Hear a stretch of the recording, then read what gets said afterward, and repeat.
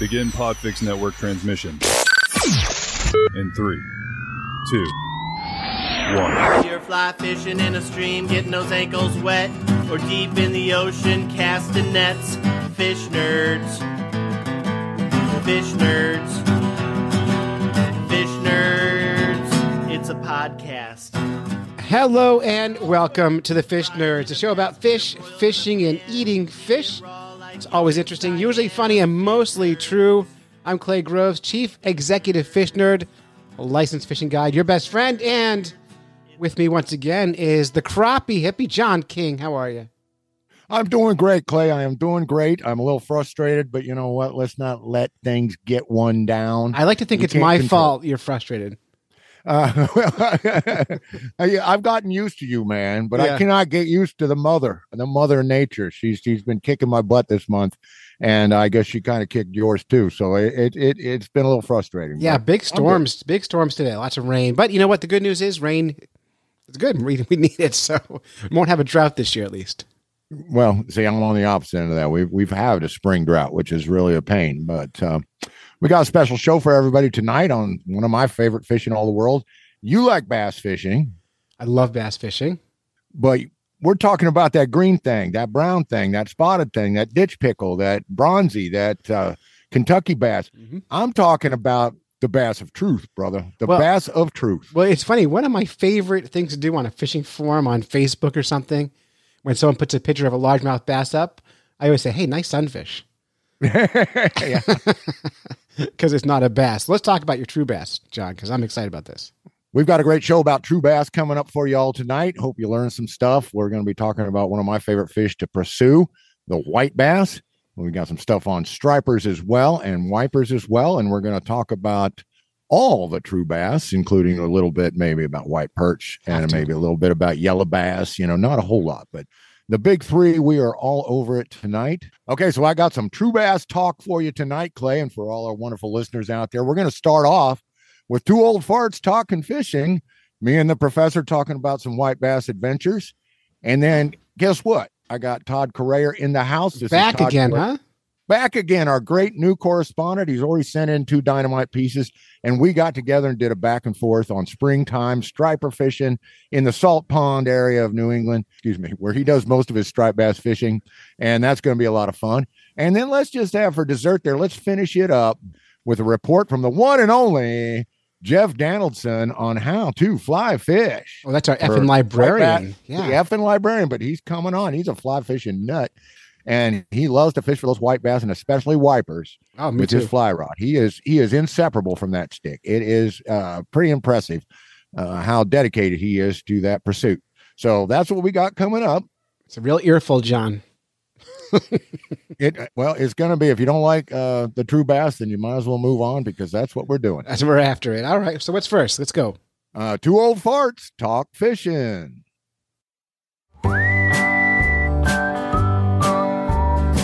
Now it's time for two old farts talking about fishing.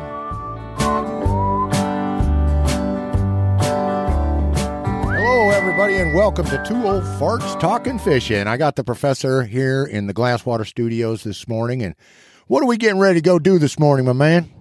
Going to go chase some early spring white bass. We're just hoping. We heard a rumor, and that's all it takes to get us going. A little early.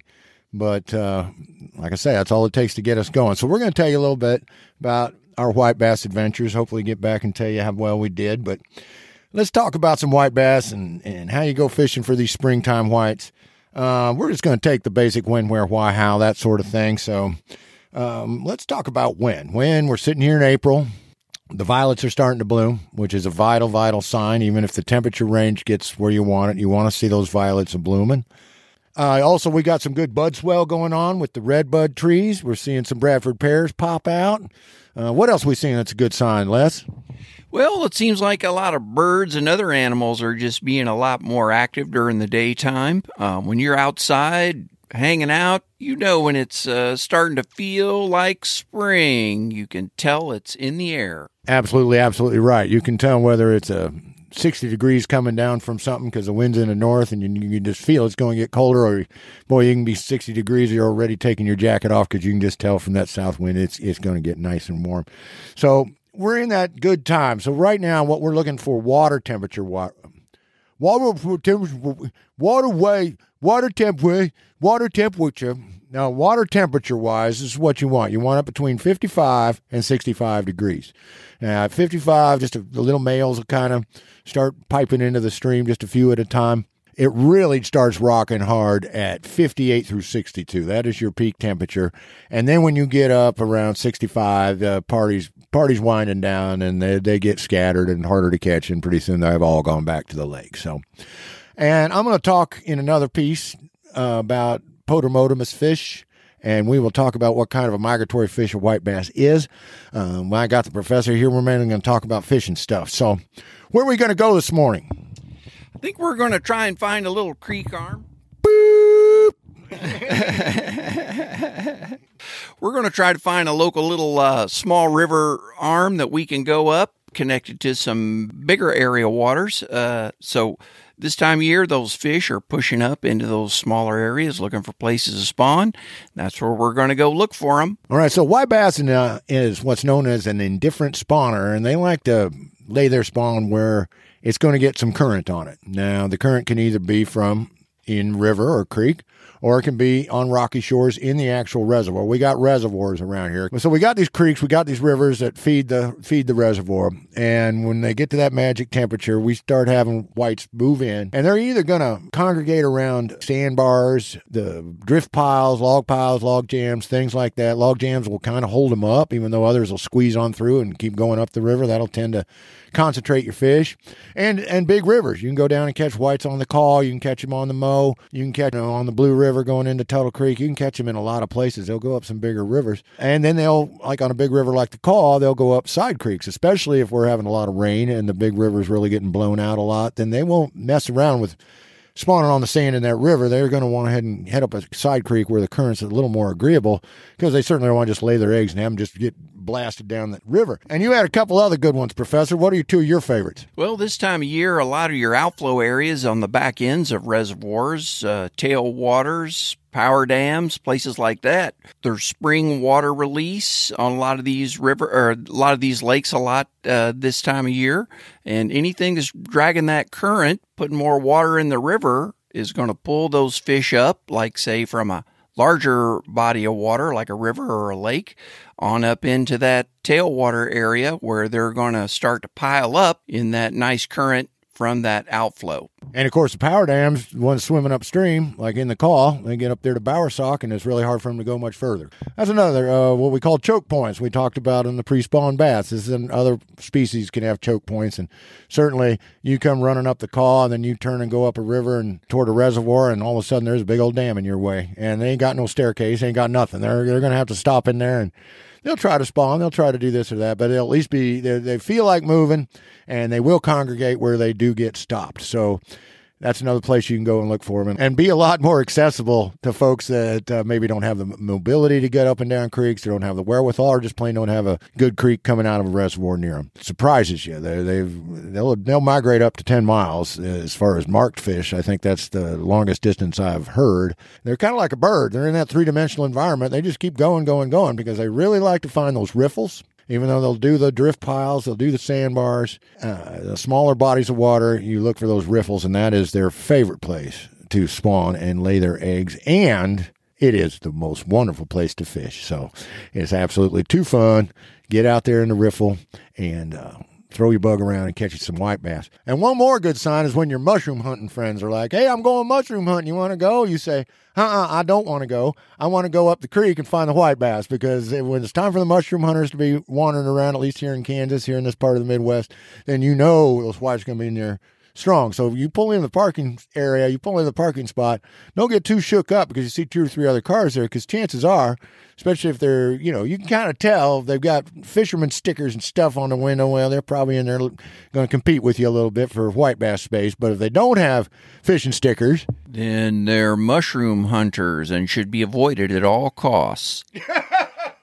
Oh yeah, you never know. Those mushroom hunters, they're more secretive about their spots, and they look over their shoulder way more than we do when we're fishing. That's for sure. It's finding a good mushroom spot is a thing that's passed down through generations and kept wholly in secret. All right, so we covered the when and where. Let's go on to how. How are we going to do this? You got a few questions for me there, Professor? I sure do, John. I grew up fishing for white bass below the Fort Gibson Dam in Fort Gibson, Oklahoma. And down there, we used a lot of spinning gear, a lot of corks and jigs, and caught a lot of white bass down there in that current going through the Neosho River coming through, which comes through makes a lot of our Kansas lakes as well. I'm real new to this skinny water creek type fishing for white bass when they're really pushing it up as far as they can. So I've had a couple questions. First off, what kind of gear should I bring with me if I'm going to be traipsing through the woods and avoiding mushroom hunters as we go? Okay, so yeah, if you're going to go up a small river or creek or something like that, and you're going to be spending some time in the woods. So, big river, stuff like that, I have a 5-foot Mitchell something graphite, something I got at a auction. Sorry not to be more helpful, but I just don't remember all these model numbers and all this stuff. All I know, it's green. It's a Mitchell. It's about 5 foot long. It's a nice light action rod, medium light action, but it's got some real guts to it. Got some real backbone, because even in a small creek, sometimes you're going to have to horse on that fish. Sometimes you're going to have to convince it not to run into that brush, not to run around that log. I mean, there's hazards aplenty. I made the mistake of going with a whippy little trout style, crappie style, soft back rod, and while it's fun as heck to fight them, you just can't get the control. And then my other big river rod is a 6-foot black rod. I think it's made by Berkeley. I think it's called a hot rod, but it's black. All right, it's black. It's a black rod. I'm sorry, I don't know. But anyway, I like to do that with about an 8-pound test on it, or on either one, my ultralight or my light action. I like to put an 8-pound Berkeley XL, extra limp, which is just something I don't want to say being 61 years old, but there I went ahead and said it in spite of the pain. And of course, you can use braid in any of these situations, and it's probably a good idea. So I use just, a good reel that'll fit that. Like on my bigger rod, I use a Mitchell 300 Anniversary Series. Once again, same old story, got it at a sale or an auction or some darn thing. That kind of thing. So, but I like to keep them around for in these creeks and in this brushy stuff. I like to keep the rod somewhere in the 5-foot range. And I'm even bringing like a 4-foot 10-inch today. Just a little bitty rod, because this creek is really small, and it's amazing how many fish go up it. But it's woods all the way, brother. So, all right, bigger water, you can use bigger poles. I wouldn't go much above a 10-pound test line. Real fan of braid these days because you get so much strength out of such a small diameter. It's always a good bet. Smaller waters, you're going to want smaller poles just so you're not snagging in the trees and the brush and then this and then that. As you're going down this trail that's only a foot wide or what have you, or following a deer trail, for goodness sake. It can be just like that. So once again, then, no lighter than 4-pound test. I like to go 6 or 8, or of course, let's quit talking about test and talk about diameter when we're talking about braid, because you're just going to be real happy with any kind of braid. I like that Berkeley Spider Wire Easy Braid. Why is it called Easy Braid, Professor? Because it's so easy. That's right. It's made for dum-dums like me, I guess. Maybe it doesn't tangle as much. I don't know what it is. But yeah, I got the beginner's braid, and I'm real happy with it. So there you go. Short rods for the woolly walks, longer rods for when you're in the bigger water. Makes a lot of sense to me, John. I'll leave my 7-foot 6-inch rods at home, which are really more suited for the more open areas of the tailwaters and outflows and power dam kind of situations like that. Okay, so you give me some good tips on the size of line I need, length of the rod that would be good. What do I tie on the end of it? Jigs. I'm telling you, right here, right now, you go to the store, you can get yourself a dozen chartreuse 8-ounce crappie jigs and a dozen white 8-ounce crappie jigs, and 90% of the time that's going to be all you need to take you right on up to white bass success. But I'm an old-time fisherman that's run into some conditions and some situations where I can kind of bear down and maybe increase my yield, get a few more strikes by having a few different lures for that 10% of the time that just a straight-up chartreuse or a straight-up white jig isn't quite the ticket. So one way you can look at your patterns is you can, you got your plain jig, and then you can fancy it up. Tell me some flashy stuff we can tie in there, man. Man, you can dress that jig out if you're tying your own with a little crystal flash or flash a boo, that kind of thing. Give them a little bit of that extra glimmer power when, especially when the water's muddy, like it often is when it's flowing through creeks and things. Anything that's going to give you a little more flash is going to help you out a lot. Another thing that adds some flashes too are some spinners, either by themselves or in combination with a jig. Do you ever use those, John? Oh yeah, any kind of jig, that's been has a spinner attached, whether it's a crappie doodler or a road runner. Your underspins are great. Your beetle spin type spinners are great. Tail spins are great to use. They're real fun for trout, but boy, you can sure take them up and use them in streams for white bass too. Spinners based on jigs. One more thing about jig patterns, if it's the opposite and you're in a creek that's really clear, it always pays to have some gray jigs, maybe some dusty rose pink, something like that, something in the more natural zone. So you want to be prepared for water turbidity or the lack thereof. So have some natural stuff, have some flashy stuff, but if you can only get a few lures, then stay right there in that zone with just a straight up chartreuse, straight up white. Now, what if I don't like to fish jigs? I'm not you, crappie hippie. I don't want to fish no jig. Tell me some lures. I bet the professor knows. Here, you quit talking and let the professor tell me. Basically, any kind of small crankbait, small jerkbait will also work as a non-jig alternative. Just great. Many times you can find them with running different depths, different sizes. Of course, they give you a little flexibility for color choices, and they're a great alternative to a jig as well. Rapalas are a very common type of crankbait, jerkbait. They make a wide variety of great, what I like to just kind of call a wiggle bait in sizes that both crappie and especially white bass like. We catch a lot of white bass on rapalas, however you want to call it. Yeah, he's laughing because I found one here on my bench. It's a gray one that he found below one of the reservoirs. We were fishing down the tail race down there, and it had been in that stream bed so long the hooks had rotted off, but the body was still good. That's one reason everybody likes rapalas. But this thing's about, what's that, lasts about 2.5 inches? Yeah, about a 2.5 inch. Probably was silver, but it's gray now. But that's a real popular size. That's a real popular bait for fishing for white bass. And you can use the countdown too. But you get into a lot of these places we're going to go, and the regular one is best because you don't need it to dive, more than 8-10 inches tops. So yeah, so great. So inline spinners, plugs, those kind of things are just fabulous for white bass fishing. Okay, now tell me, who gets to go white bass fishing? Why is this such a great thing for everybody to give a try if they're so inclined? One really great aspect of white bass fishing, and particularly when you're getting up in the small creeks and things, it's such an accessible type of fishing you can do. Typically, you do a lot of it from shore, don't need a lot of fancy gear, don't need a fancy boat, don't need electronics, don't have to spend a whole lot of money or have a bunch of complex equipment to be able to do it and have a great time. It's also real accessible for young kids.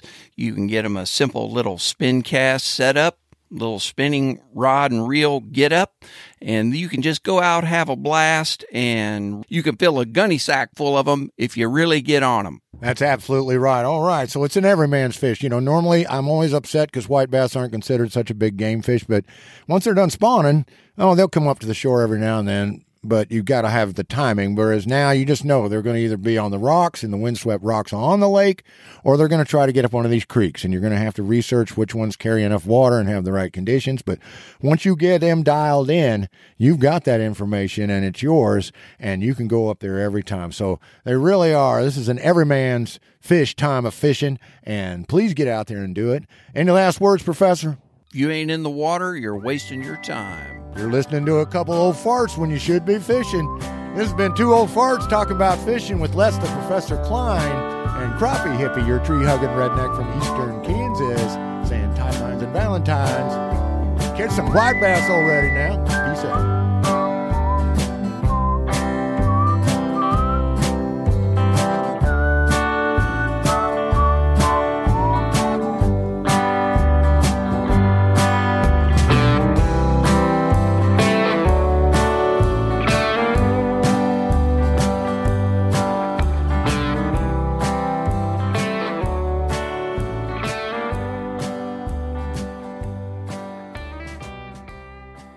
All right, now next we have Todd Carrere, And this, like we said, he's turned in a couple really good pieces. He's our new correspondent. He is the Fish Wrap Writer. You can find him at fishwrapwriter.com for some good reading.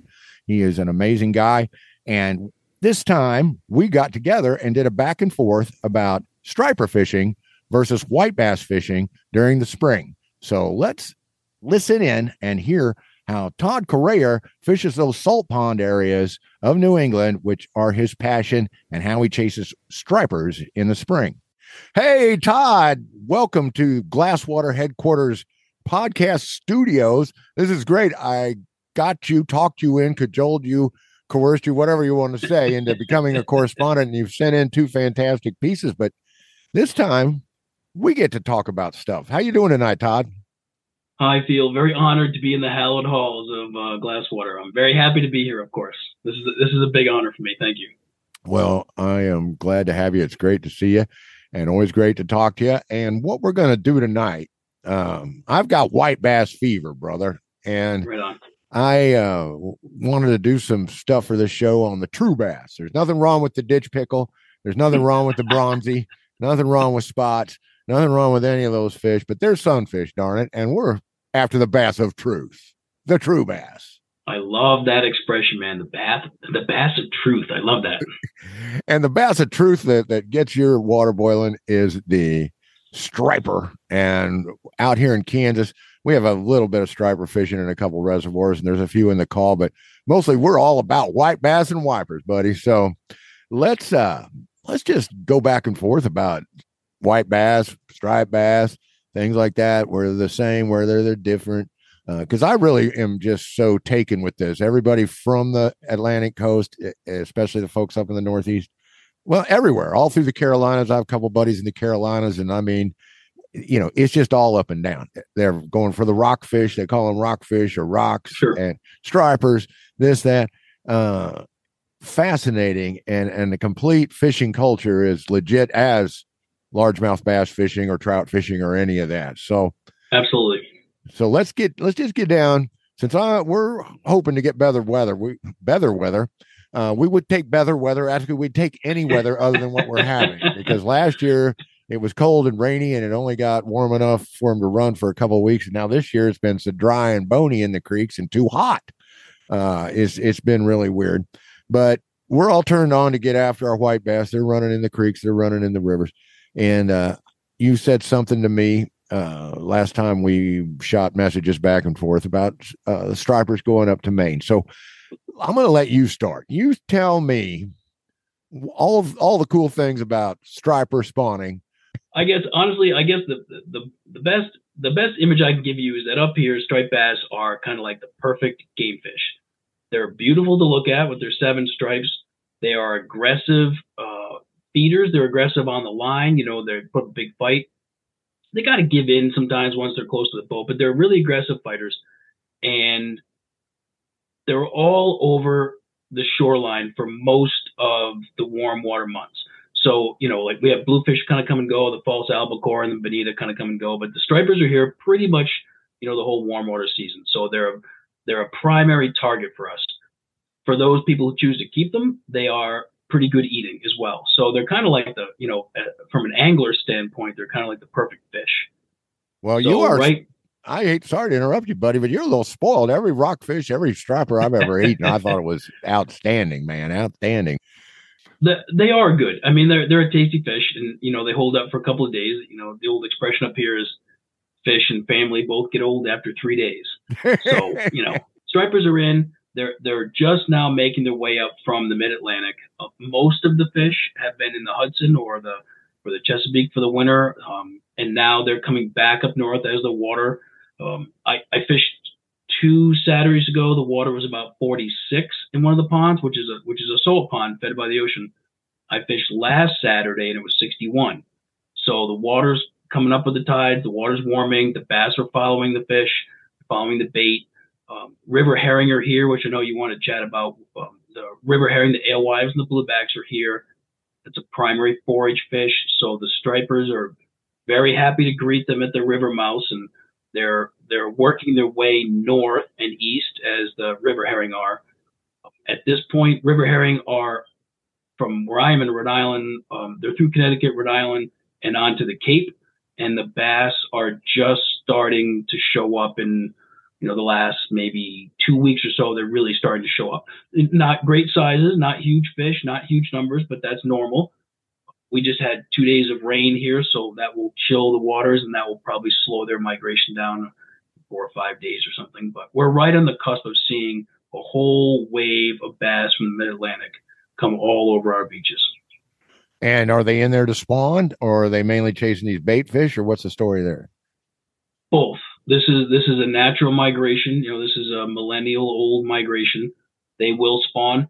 Some, I've been fishing a long time, but I don't have any answers like that. I don't know why some fish stay near me. I don't know why some fish go up into the estuaries in Cape Cod. Some go around the Horn through the canal, and they go up to Maine and New Hampshire. I have some good friends who, my buddy John Fishbein runs a charter boat up in southern Maine. And the last couple of years, I went to college in Maine. I spent many years on the coast of Maine. That was not a striper spot. We may be in the warmest months you would see some bass, but that, you didn't go to Maine to catch stripers. You catch pollock or mackerel. But John Fishbein, he's been seeing bass in the rivers in southern Maine in the summer, and big bass, little slot size fish, 25, 26, 28 inch, 30 inch fish. So they're following that warm water. They're following the bait. And if the herring are on the move, people can say whatever they want about global warming. Wherever they fall in that conversation, the waters are getting warmer, especially in the Gulf of Maine, which by my recollection is either the first or the second fastest warming body of water in the world, salt water. Those fish are following that warm water. Well, it sounds logical. I mean, there is climate change going on, and there's no denying it. So what you're basically saying is that, of course, we're seeing a lot of things shift toward the north, the lobsters, the loons, all kinds of things. But what you're telling me is that we have some transitional fish, we have some resident fish. Am I getting that kind of correct? You're absolutely correct. So in the fall, if you reverse to last year, most fish should have headed back to the Chesapeake and the Hudson, that kind of area. Some fish do stay. It's totally natural. There are some lazy fish out there that think they can just hang out in our salt ponds for the winter, and we catch them through the winter, and that's totally normal. A group of us were down in Washington, D.C. about a month and a half ago lobbying for the Magnuson-Stevens Act reauthorization, and part of my discussion was the fish that I'm seeing in January and February or December should be, 18 inches, 20 inches. They're just little guys that stayed for the winter, and I'm catching 20-pound bass. I'm catching 30-inch fish, big fish that have stayed. So there is a population that has stayed, and then they will also migrate out of the ponds and the rivers pretty much right about now. As the seawater gets warmer than the river temperature, they'll move out and they'll start chasing those herring, and the sea herring will move in, and then they'll be on their way over to the Cape and through the canal. Okay, so very cool, very interesting. But let me get down to brass tacks here. I'm going to tell you all about white bass. What we look for is water 55 degrees. The little males start hanging out at the mouths of the creeks and rivers that flow into our big reservoirs. Clay always gives me a hard time about our fake lakes. We have these big impoundments, actually not big in Kansas compared to our surrounding states that have really big reservoirs, but they're big enough. 55 degrees, males start to come into the creeks and rivers. Right around 58 degrees, there's a magic range about from 58, 59 to 61, 62 right in there. And that's when the females come in. They're looking for rocky spots. They're looking for riffles. They're looking for places where they can lay eggs on the sand or the rocks. They actually prefer kind of a gravel if they can get it. They want that current because that's what gets the eggs to hatch. They hang out and kind of spawn in stages. White bass eggs hatch remarkably fast.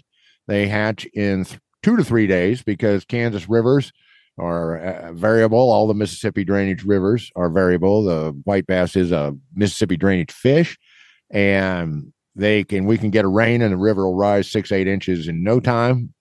So these eggs have to hatch fast, and these little bass have to get going because where the eggs are laying at a perfect depth, the next day they might be under 8 inches of silty brown water.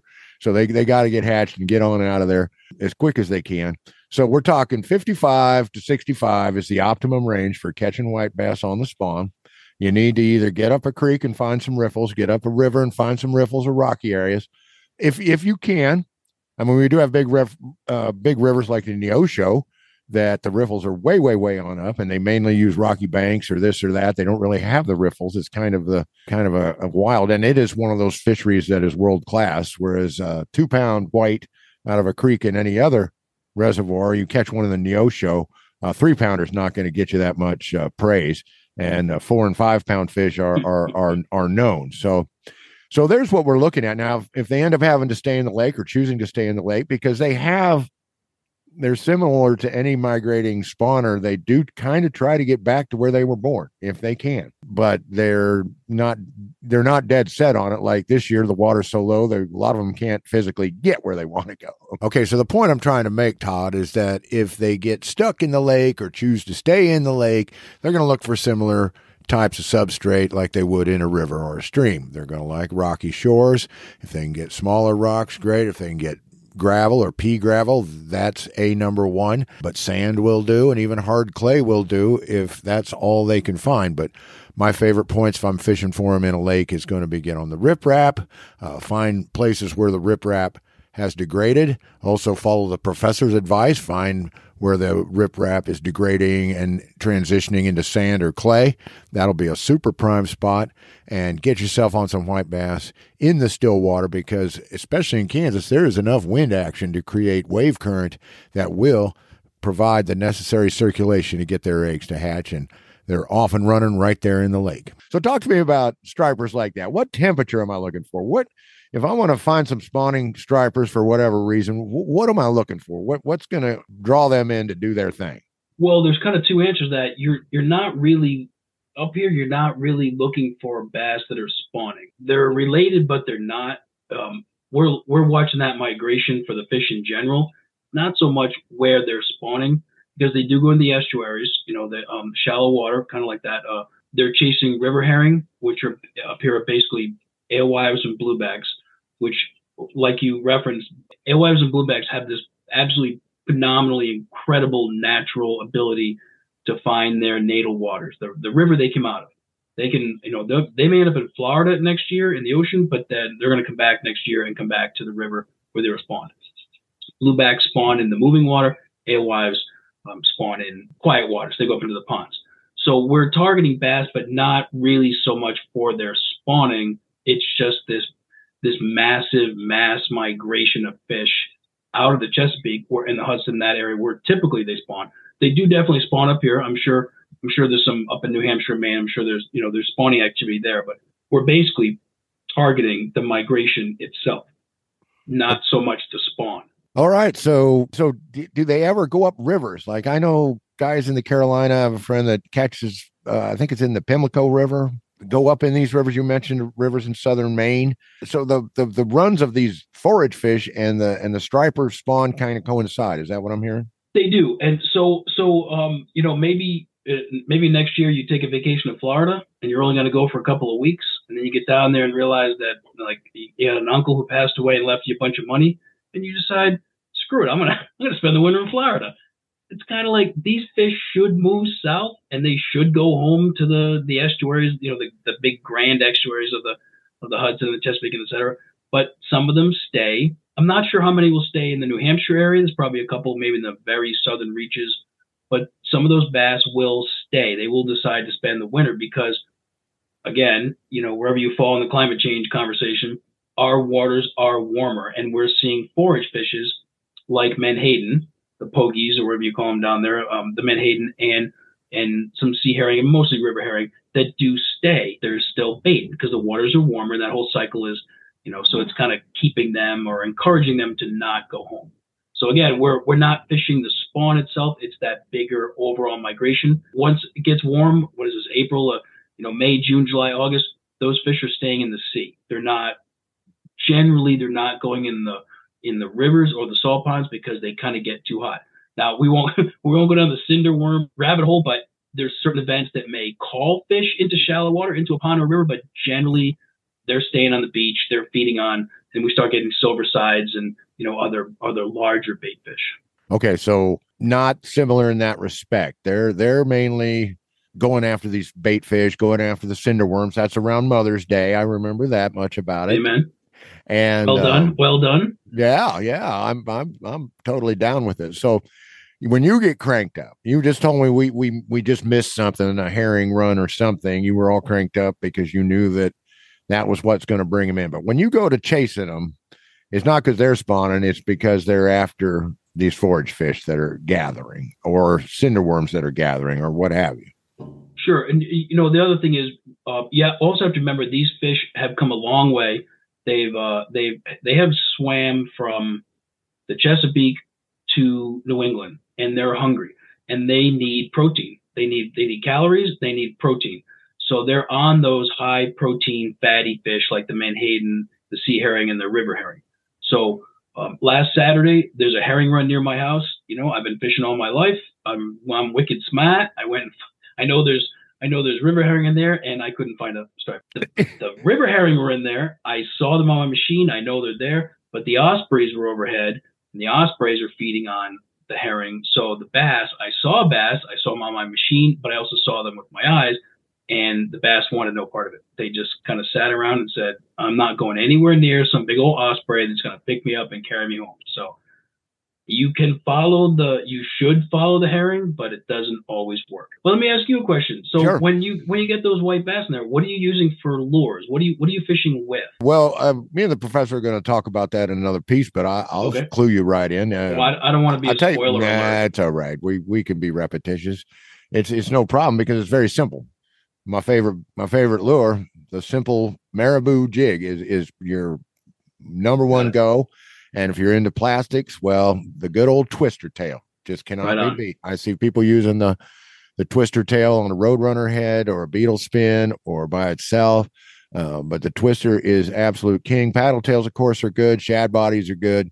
All kinds of things like that. But you want to carry some things with some spinner action. Underspin is preferred because an underspin doesn't lift the bait near as much as an overspin or a tailspin. I've been tying up some tailspins, and they're a fun way to go after them when the water's a little murky. So basically just jigs. I mean, your books are going to say, oh, you can use a lipless crankbait, or you can use a small square bill, or you can use, and of course you can use an inline spinner. But since these environments are rocky and snaggy and full of the river stuff, and you're fishing from shore for the most part, I say, why throw away a $4 or $5 lipless crank when you can just get away with a $1 to $2 jig and not have to worry about it? And of course, make your jig lead free, because you are going to lose a few. And I was just going to say, of course, since it's lead free, it's less of an impact on the environment. Absolutely. But yeah, I can recommend the crappie Dueler. And then they're really good for the bigger whites, the bigger females and stuff, because they run a little lower in the water, and they're wonderful in the murk, and they are my go-to for wipers. Yeah, those are my main base. Now, how about you? When you're going for the fishing for them, they're up after, let's say you were going to go the other day for the herring. What were you thinking about using? This time of year, the old expression "less is more," which is not Phil Lesh. Less is more. This is less is more. So it's pretty basic. Basic spoons, something shiny like an Al's Goldfish Saltwater Series, a little Hopkins or a Castmaster, something very basic. 2, 3, 4 inches spoon. First of all, you're dealing with a whole school of fishermen who are fisherwomen, anglers who are trying to catch fish. You're also dealing with a pretty substantial body of fish. So you need to stand out a little bit. Any of those little spoons like the Al's Goldfish will work well. You're trying to catch their eye with the reflection. If it's a little murky, soft plastics, like a DOA cow shad, a small plastic with a paddle tail, 3 inches, 4 inches, depending on the wind you're casting into, a quarter an ounce or a half an ounce, depending how far you want to go. I am small hard plastics like a basic Rapala. I am all about replacing when it works for the weight of the lure or the plastic. I'm a huge advocate for replacing those trebles with singles. You're chasing them because they're chasing. I'm chasing them because they're chasing love. My white bass are, and my wipers are. We've got about 3-4 minutes left here. Talk to me about, you're a small craft guy, and you're also probably have a few words of advice for shore fishers. If I want to get in on this, tell us about your kayak setup real quick, and then tell me, if I want to fish from shore, what am I looking for? What should I do? Sure. The quick lesson on the kayak is you don't need a super expensive, super heavy, super fancy boat. I'm all about safety. You need to have some sort of heat wrap blanket in your pocket, some sort of lighting. You need to wear a PFD, obviously. I keep a bag in my truck with big, heavy sweatpants, sweatshirt, and wool socks. God forbid something goes wrong and I go for a swim. I can run back to my truck, strip down, and put on some dry, warm clothes. Those first few minutes of going sideways are pretty critical. As I get older, and I've been fishing a kayak for quite a while, as I get older, I tend to carry less stuff. I use old first aid kit boxes, which have a little gasket, rubber gasket in there, and I have one for plastics and soft plastics and one for hard plastics.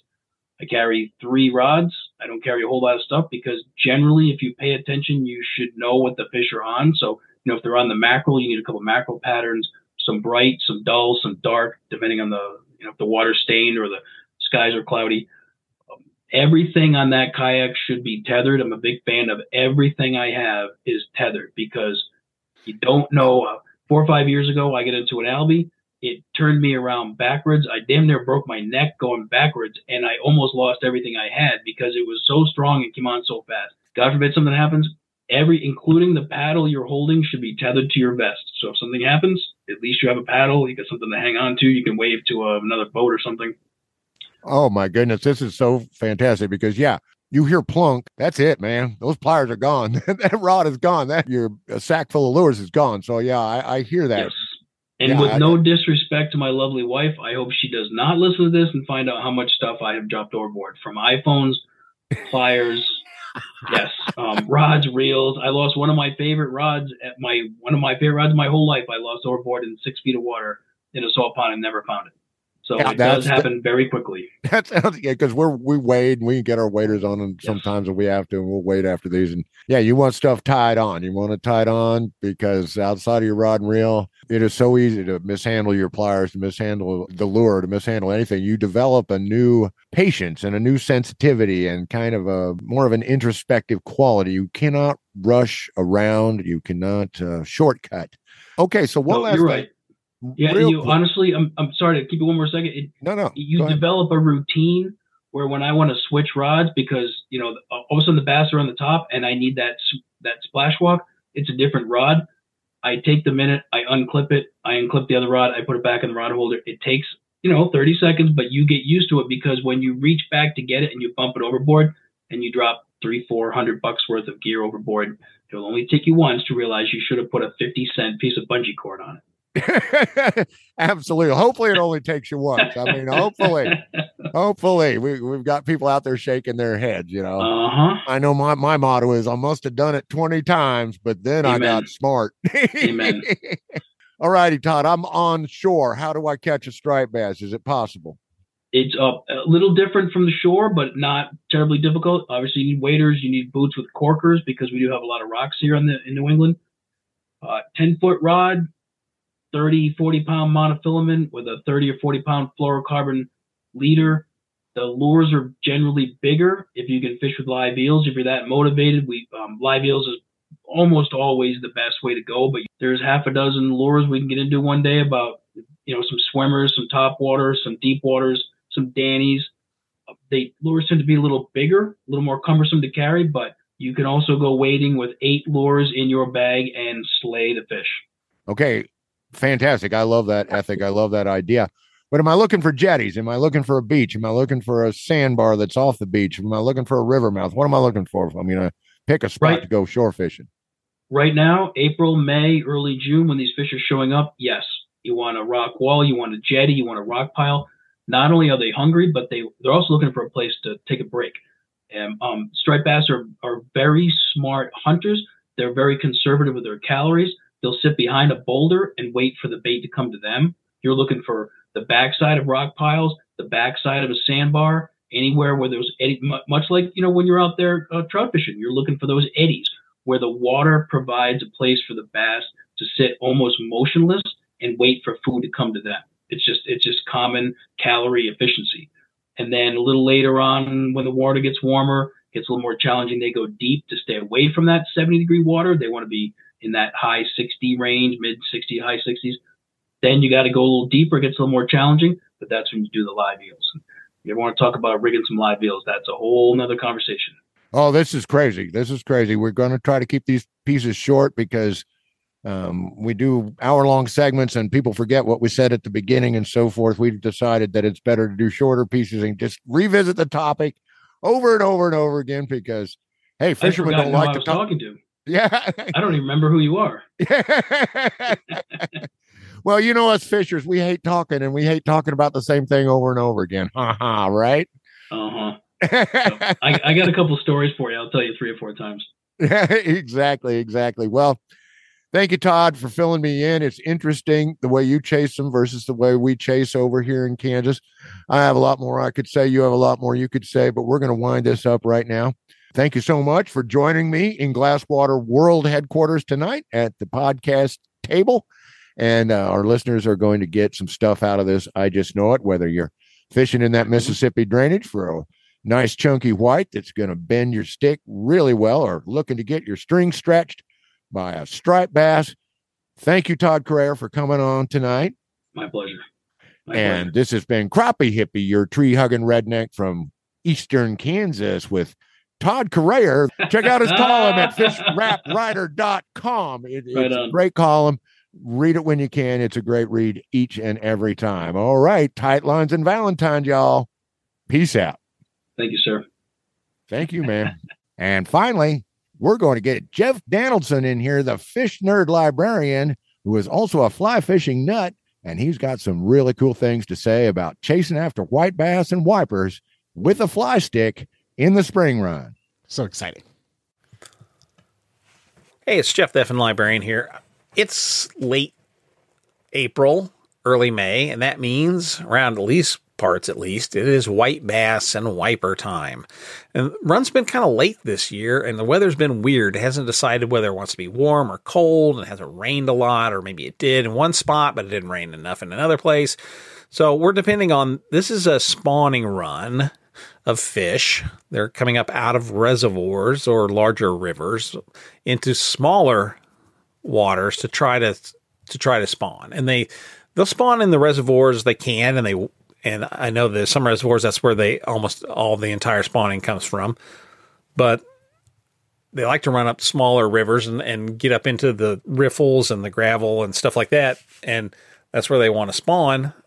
And there can be days of just insane fishing. Just when you get on the white bass and they're really in and they're really hot, you can just catch so many fish you lose track.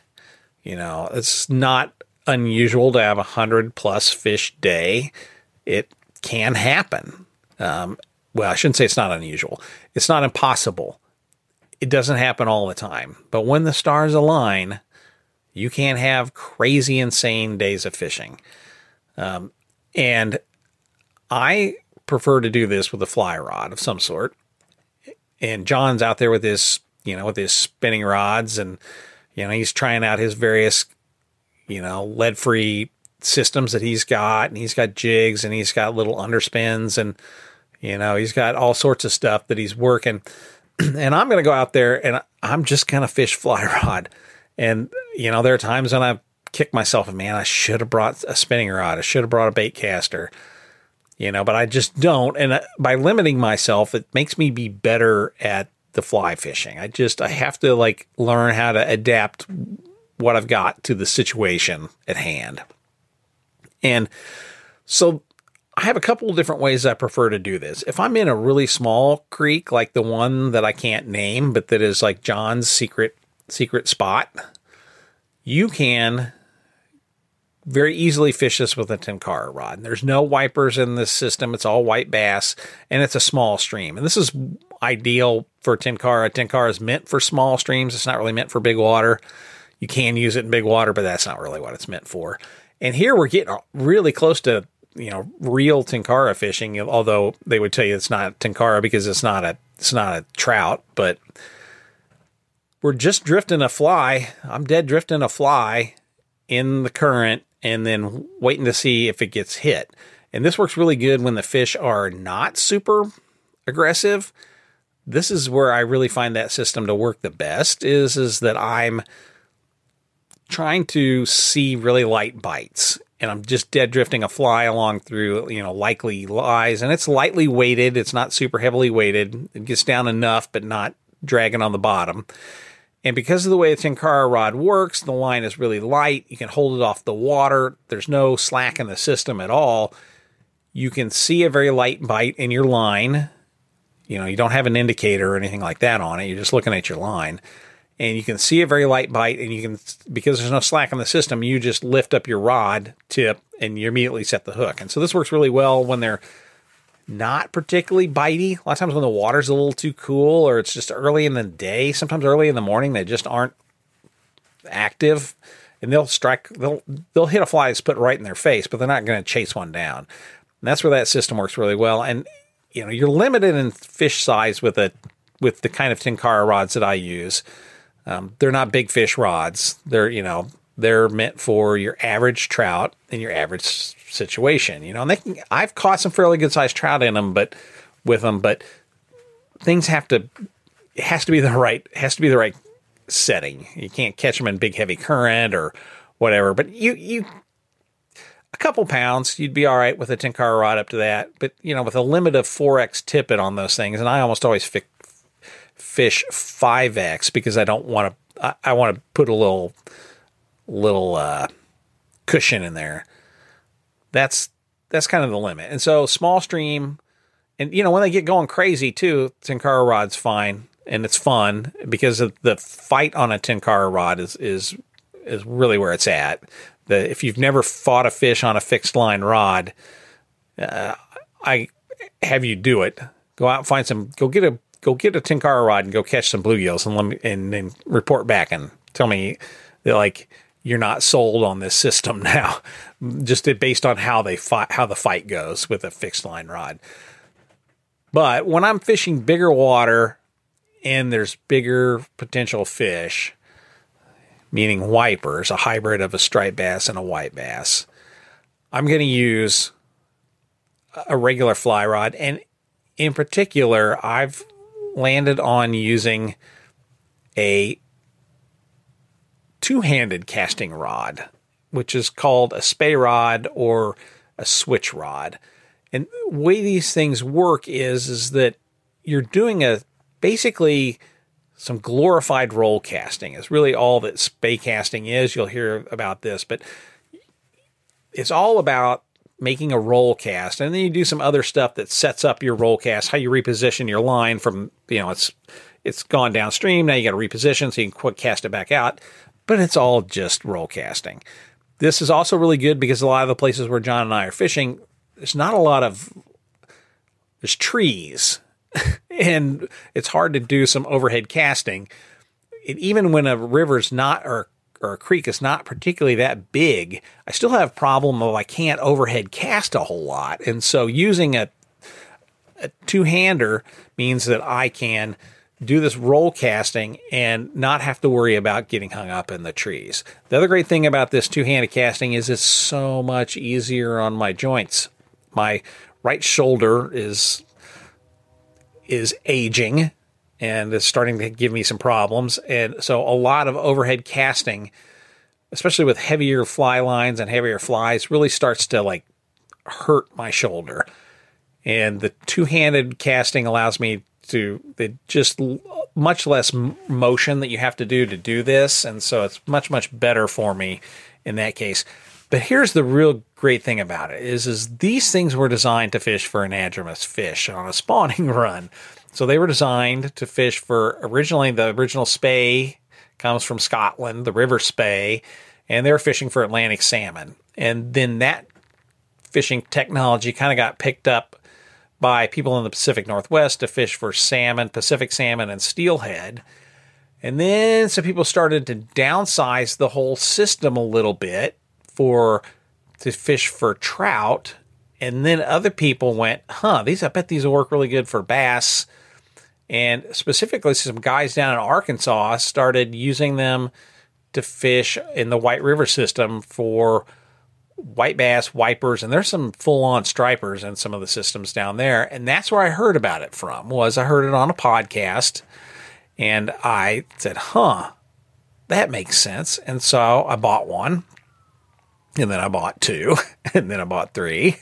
But the one that I use the most is what's called a switch rod, which means that it can overhead cast. It's not particularly great at it, but it will. Whereas a true spey rod, you can't single hand cast at all. And I use what's called a Skagit head system on it. So the way this works is I've got a very short, compact, and heavy floating fly line. That's called your Skagit head. And it's only, I think mine's on maybe 12, 13 feet long on my switch rod. So it's a 6-weight switch. And the weight system in these two-handed rods is a little different. Basically add 2 to that to get the single hand equivalent. So a 6-weight switch is equivalent to an 8-weight-ish, more or less. And so I'm casting that, and I've got just a shooting line, which is just monofilament. Then I've got this short, heavy head. And then attached to the head is a sink tip. And those sink tips come in different densities. And that controls how fast they sink and how deep they sink.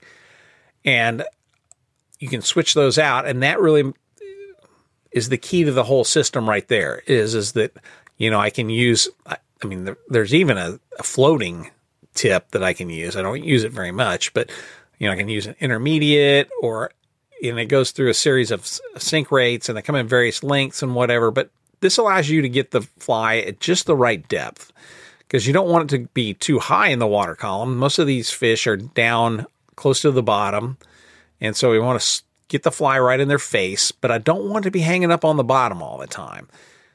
And so I want to find that perfect sink tip, and I've got about 10 different ones of these in various lengths and sink rates.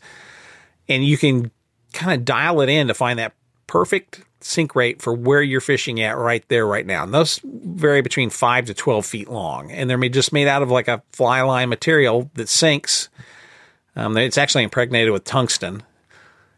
And you can dial in that sink. And then I've just got a short, maybe 3-foot leader of relatively heavy monofilament. And then I've got a fly, and I use the simplest fly in the world. It is just a zonker strip, meaning that it is just a little strip of rabbit hide and some chenille. And those I just swing across the current. And, as you swing it across the current down by the bottom, those, especially the wipers, hit those flies swinging across the current like a ton of bricks, and they about rip the rod out of your hand. And that is, to me, absolutely the funnest thing I think I've found in fishing in a very long time, is these explosive strikes, big fish when you've got the wipers. And, it's not often around here, aside from maybe a carp, that I see the backing in my fly line.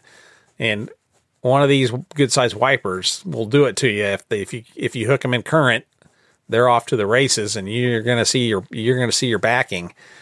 And that is not something I see every day around here. And so that is a lot of fun. So if I have my pick, I would have an ideal day of, I would like to go out there and swing flies with that two-hander. That's my thing. It's my new jam. And in fact, that's like the way I've taken to like doing a lot of my trout fishing now too, is just because it's so much easier. With the trout, does it catch me as many fish? No, but I have more fun doing it. But yeah, that's my thing. I've got a fiberglass 8-weight that I'm going to break out this year and see how that works when I can get on the river like the Delaware that's more wide open. That's the Delaware in Kansas, not the Delaware over there in Clay's part of the country. I've got some fixed line rods that are designed to be carp fishing rods from Japan that are like a 10-car rod, except for they're much more robust. And I would really like to hook into a wiper with one of those. But yeah, if the day is right and all is right with the world, I'm going to have that 6-weight switch rod and swinging flies and catching wipers. And hopefully that's what we got in store for us here coming up. It's been a little of a disappointment so far this year, weird weather and stuff, and the run just hasn't really materialized in the way I've wanted it to, but hopefully we've got them coming up here in the next week or so. So that's my story. It's Jeff the effing librarian. Good to be back here with the fish nerds, and I'll hand it back to John. All right, my man Clay, you've heard it all. You've heard them all talk. Yeah. You are an expert now. Yes, I did. Yeah, And I we listened are very going closely, John. Your ear just pressed right up, those earbuds all the way in like that. That's right. You had to get some hemostats to get them back out. So I got a quiz for you, man. You feeling up to it? You feeling ready? Oh, I'm down. Let's do this. All right. Because I'm an expert at true bass. You are an expert at true bass. All right, let's do it. Okay, which of these is not a member of the Marone genus? The Marone genus is what the true bass belong to. Okay. Which of these does not belong? Is it white bass, yellow bass, wiper bass, peacock bass, or striper bass? I don't know what a yellow bass is, John. I don't think I've ever heard of it. But I'm going to say peacock bass. Peacock bass is correct. Because they don't look anything like them. And Exactly. every time I see anything in the white perch or wiper family, or whatever we call them, true basses, they all have that kind of same body shape. And peacock bass are weird. But I've never seen a yellow bass. Well, let me tell you, first of all, peacock bass, yes, they are just a big old cichlid, and they are an invasive species, but since everyone loves them, they are forgiven, and people angle for them and have a great time pursuing them. Well, in fairness, John, a lot of your temperate bass are also invasive species, depending on where you're at. Yeah. Yep. Like I say, they want to put them in the fountains down on the plaza. That is how, and they get a lot of help with their invasiveness. That's for sure. They sure do. People really love them. Okay, so little trip on yellow bass, the Marone or Marone Mississippi somethingness is very similar to a white bass. They're just smaller. They tend to be more in a river fish, although some lakes do have them. But like the Tennessee River system is just rife with those things. And you catch one about a pound, you're halfway to a world record, because the world record's only a couple of pounds. But they're a fun fish. They're in the family.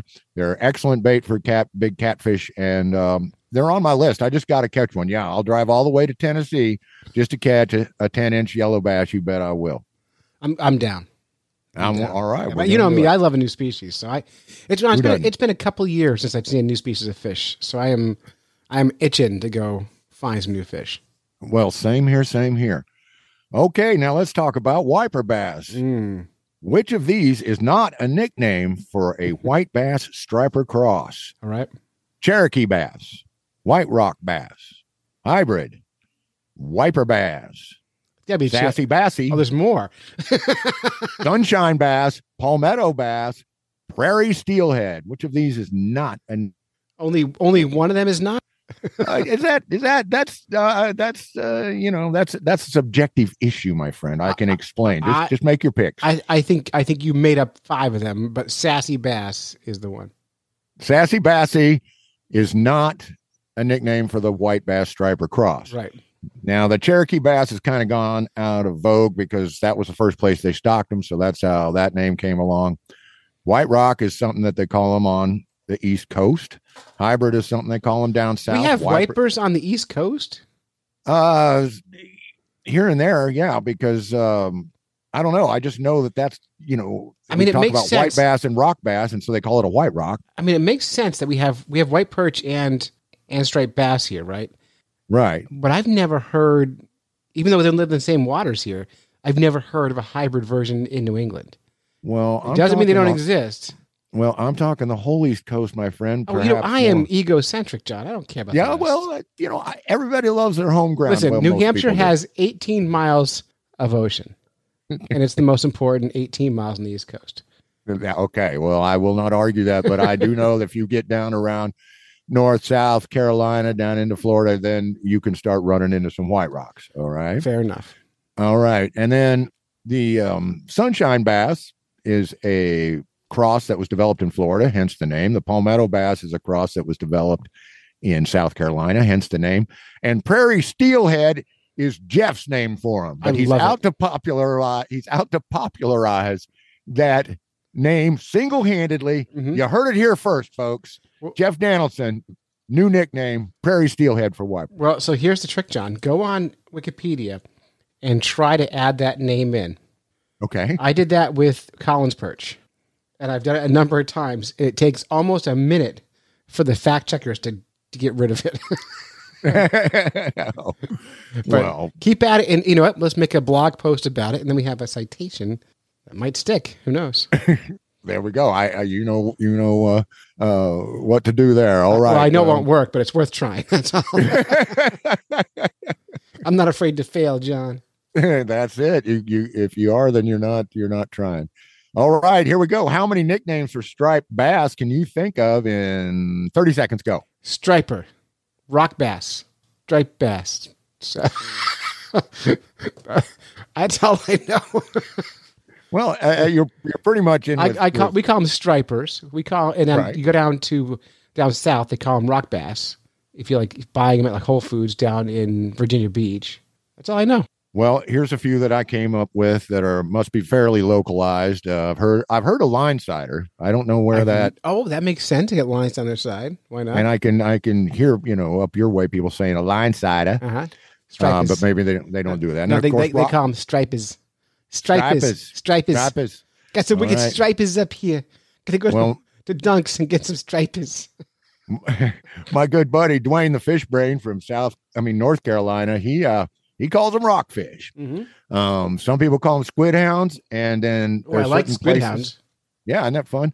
And certain places along the coast, they're also known as greenheads. So maybe it's a variety of what they feed on in that area gives them the greenish tint. Yeah, you said he calls them rockfish. Yeah, that's what I heard. Not rock bass, rockfish. Well, I was going to take exception to that because what I call a rock bass don't have nothing to do. We're back in that sunfish family. That's exactly what I call a rock bass too. So I'm with you. All right. In 1946, George Sprague Myers, ichthyologist, came up with the term potamodromus. Ooh. What does that mean? Let's see. So anadromous means born in freshwater, lives in the ocean, returns to freshwater. Catadromous means born in the ocean, lives in fresh, goes back again. The other one what else is there? I mean, you must be available anywhere. All things are possible with potamodrous. Potamodromus comes from the word potable, like potable water. Yep. Yeah, so I ain't drinking no brackish water, boy. I ain't drinking no seawater neither. This is a fish that does its entire migratory cycle within a freshwater body. Oh. That be a big river or a big lake, big reservoir. When we landlock a fish, like a striped bass or a wiper, and they're able to live their whole life cycle, run the river, spawn, come back again to their freshwater habitat, that's what we're talking about. That's exactly so we why. see the same thing with landlocked salmon, with steelheads. Okay, I'm in. Yeah, the ones from the Great Lakes, the steelhead from the Great Lakes are potamodromus.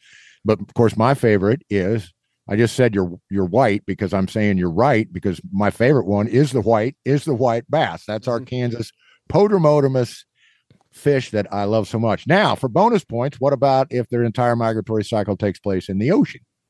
Well, I don't know. Oceanododorus. Pretty close. Oceanodromus. Oceanodromus. Okay. Say that 50 times fast. No one ever says it. No one ever says it. We always say anadromous all the time. And then when we show off, we say catadromous. But that's as far as we go. We don't go now I have to learn these and show off one more step. There you go. Well, I'll send you the link to the show notes, and you can appear to be smart all you want. I can fake it till I make it, John. That's right. Okay, here we go. Somebody cue the music, because part 2 of this quiz is about sex.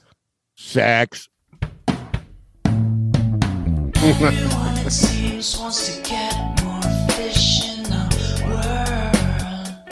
It's up to you and me, girl.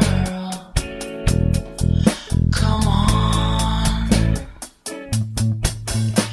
There's only one way we're gonna get more fish in this world.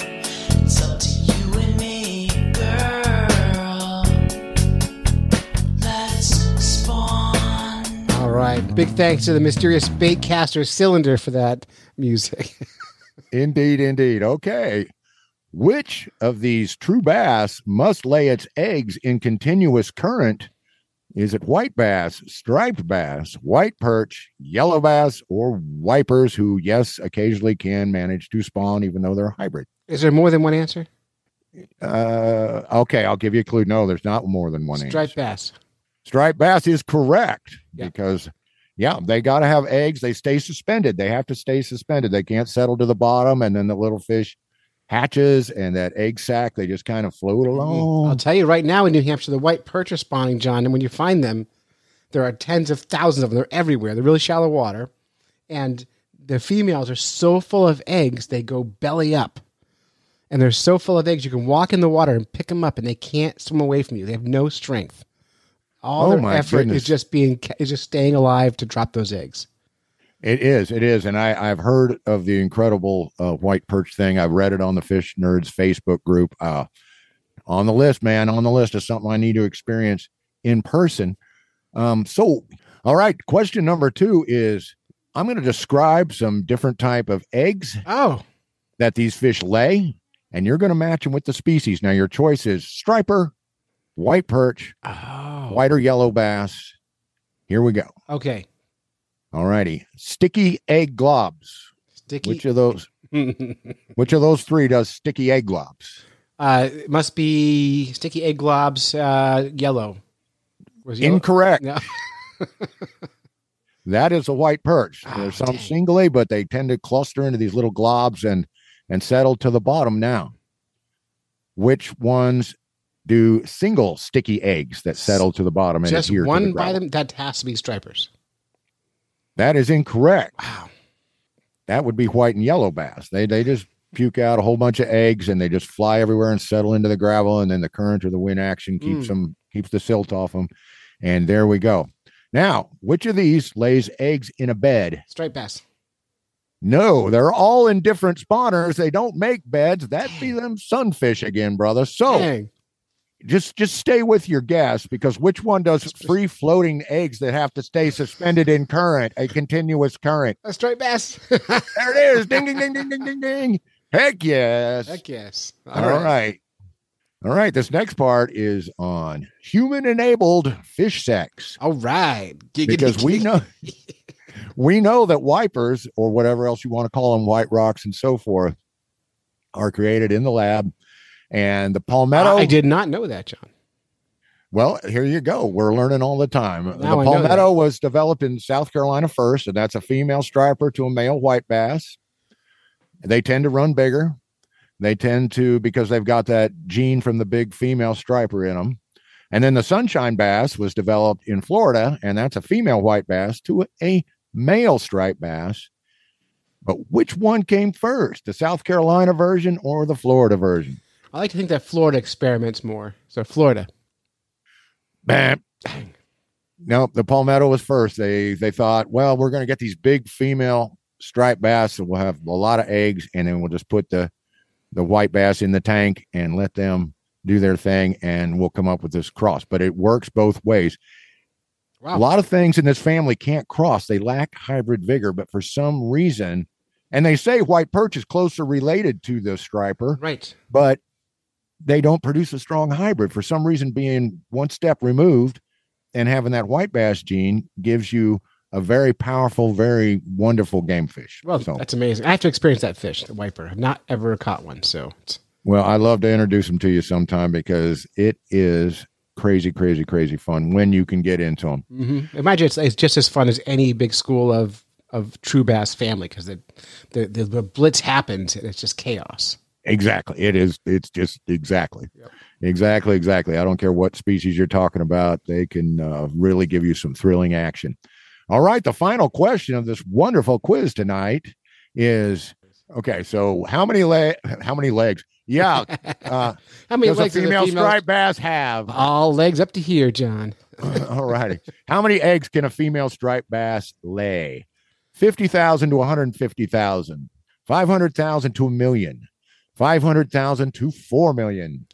I'm going to lean on the higher number. My guess is those other numbers are for other smaller versions of true basses. So I'm thinking the big number. Taking the number 3, and you are correct. Mm-hmm. A 4-year-old striper can lay 500,000 eggs. A 10-year-old big hen striper can lay 4 million eggs. Right. And those poor little white perch that are all full of eggs and flipping over because they can't, because they're so full. Yeah, those little perch start out at a 3-year-old female with 50,000, and they can live up to like 15 years. So they get big. Tim Moore sized white perch. Then we're talking 150,000 for those nice big 1 and 2 pound examples. But the one that blows me away is a 2-year-old white bass female can lay up to 500,000 eggs. And if she gets into that 2 to 3 pound range, she can lay up to 1 million. And we put up a fun picture on the Fish Nerds Facebook group of Jeff holding up a ginormous white that we caught last year in the spring run. And you can tell she is a 6-figure babe. She is maybe even 7-figure. I don't know, but she is loaded. All right. I didn't even keep track of what you got wrong. I won, John. Right. I won. I said you won, so I owe you a 6-pack of something when I get up there to see you. Sounds good. I got the perfect score, John. You do. Always, man. Always. That was really fun, John. And I will say I've also eaten striped bass roe, and it's not very good. Huh? Yeah. But white perch, the fish themselves all taste really good, but the roe, I can't be sold on it. It's not my thing. Well, I tried crappie roe once, and I thought it was good in a kind of a culinary sense. It was really rich, and then surprisingly eggy, surprisingly recognizably eggy. Not exactly like a chicken egg or something, but you know how a duck egg or goose egg, you know, these things have a different taste. And it was in that. It's that fatness in it. It must be okay. See, because it was in that zone. Kathy and I were like, wow, this is okay. I think I'd want to honor with something rather than just a whole plate of this, though, because it's awful rich. Yeah, we do fry up a yellow perch roe in the wintertime. And it's delicious. Delicious. Well, the texture's not great, but the taste is good. So, yeah. Fabulous. Yep. Another thing I got to do. Another thing got to try, man. Yeah, they come out in this nice loop. You just bread them and fry them. Good. Fantastic. Good. Now I want to go catch some white perch. Well, get on it, man, before the run runs out on you. I got to quit my job. Ah, yes. The universal dream. Yeah. I need quit my job fish nerds money is what I need, John. I know. It's just crazy. Yep. But that's all right. That was great stuff. We learned a lot about temperate bass today. Probably more than we expected to. So that's great. Let's wrap this show on the bass of truth. Let's do it. You've listened to a couple of fish nerds when you should have been fishing. Yeah, big special thanks to all of our guests. John, hit the list for us. Who we have on the show? Everybody. Well, we got to say thank you to Diana's Bath Salts and Wally Pleasance for the music. Not to mention our other music there, the Mysterious Baitcaster Cylinder. Exactly, Mysterious Baitcaster Cylinder. We got to thank Jeff Danaldson, Les the Professor Klein, and Todd Correa, the Fish Wrap writer, for providing us with such awesome content. We really appreciate that. We got to thank our families for putting up with this nonsense. Here, my wife's waiting dinner on this whole production right now, but she's a good sport, and she's a fish nerd too. Drew. All right, let's end this show, John. Until next time, follow the code of the fish nerds. Spawn early and often. Never trust a free lunch with strings attached.